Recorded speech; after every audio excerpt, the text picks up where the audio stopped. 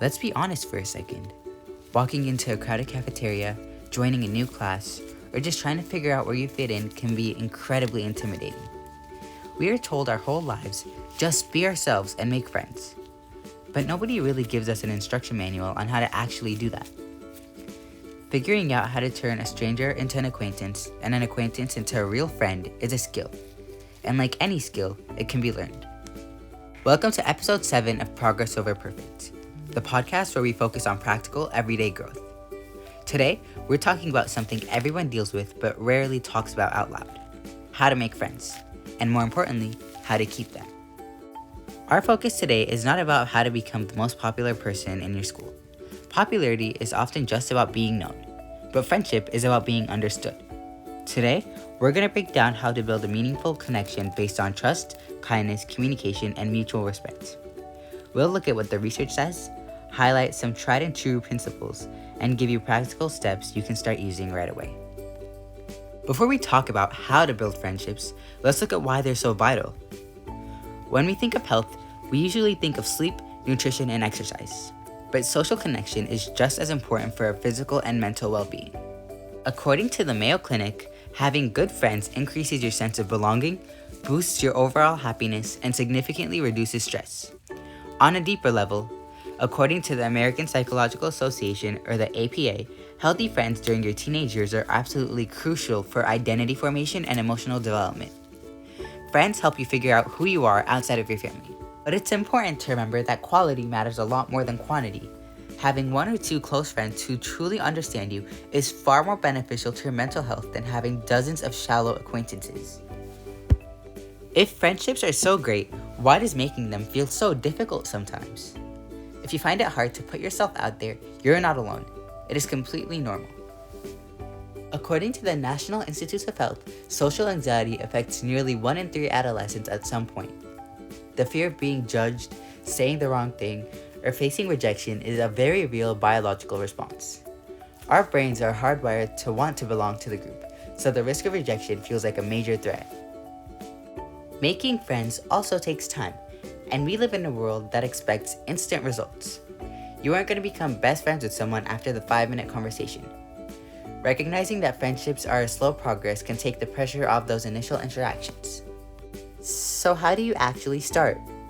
Whether you're starting at a new school, trying to talk to someone new in class, or just hoping to expand your circle, the first step is often the hardest. The secret isn't having the funniest joke or the coolest outfit. In How to Win Friends and Influence People, Dale Carnegie explains that you can make far more friends by just showing a genuine interest in other people than you ever will by trying to get people interested in you. People love to feel seen. To start conversations naturally, look for low-stakes situations. If you're sitting next to someone new in class, ask a simple question about the assignment or make a neutral observation about the environment. If you're joining a club or your sports team, you already have a built-in advantage. Meeting people through shared hobbies makes finding common ground incredibly easy. As Carnegie suggests in his book, talking to people about what they're already interested in is one of the fastest ways to build a connection. Once a conversation starts, how do you keep it going? Be a good listener. And another major principle from Dale Carnegie's book is to become an active listener and encourage others to talk about themselves. Don't just wait for your turn to speak. Ask open-ended questions. And here's a surprisingly simple but highly effective trick. Learn and remember their name. Carnegie argues that to any person, their own name is the sweetest and most important sound in any language. Remembering someone's name shows you value them. Finally, recognize that not every conversation will lead to a friendship, and that's okay. If you try to connect with someone and they brush you off, try not to take it personally. Handling rejection gracefully is part of the process. They might be having a bad day, or you simply might not click. Move forward and try again with someone else. Starting a friendship is only half the equation. Keeping it is where the real work happens. Maintaining a friendship requires building trust over time. According to research from Stanford University, empathy and active listening are the foundational building blocks of fostering trust in any relationship. People want to feel safe and comfortable around you. One of the best ways to nurture this trust is through kindness and appreciation. One principle from Dale Carnegie's book is making others feel genuinely appreciated. If a friend does something well, tell them. If they help you out, thank them sincerely.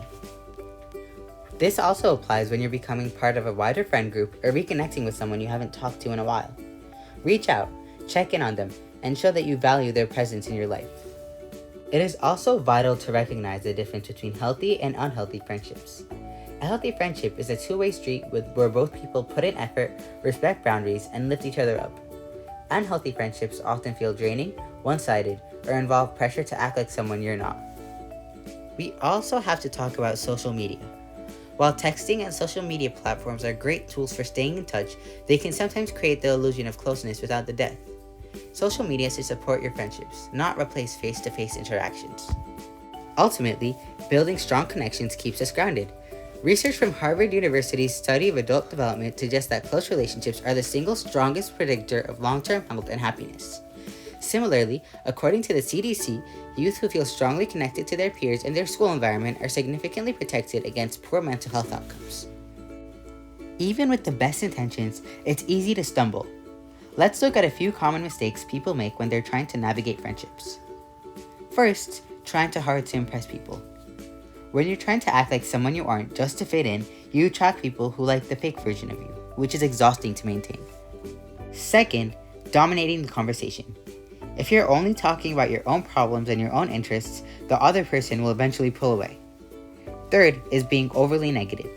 As Carnegie suggests, avoiding unnecessary criticism, complaining, and condemning is essential if you want people to enjoy being around you. We all need to vent sometimes, but if you're constantly complaining, it brings the energy down. People naturally gravitate towards those who make them feel good.